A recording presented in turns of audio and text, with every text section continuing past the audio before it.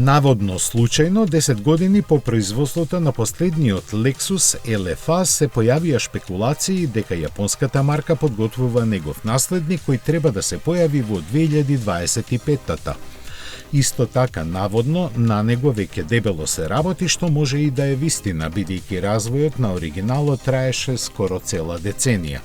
Овој бисер на јапонската техника настана со желба да се демонстрира способноста на јапонските инженери да се фатат во костец со врвните предизвици.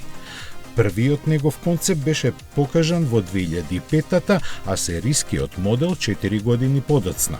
Имаше 4,8 литарски атмосферски V10 мотор со 560 конски сили развиен во соработка со Yamaha, а каросеријата му беше од вештачки материјали засилени со јагленородни влакна. Беа произведени само 500 примероци со основна цена од околу $400,000. И покрај интересот на купувачите, дилерите на Lexus ги препознаа потенцијалите на овој модел за добра заработка и не брзаа да ги распродадат.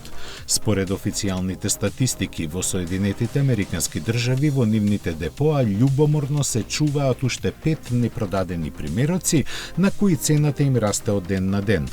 Ке расти и понатаму и покрај најавите за неговиот наследник, кој покрај времето во кое живееме нема да биде електричен. Се зборува дека ќе има плагин хибриден погонски систем со 4 литарски твин турбо V8 мотор со вкупно 950 конски сили. За цената ништо не се зборува, но колкава и да биде, купувачи сигурно ќе има.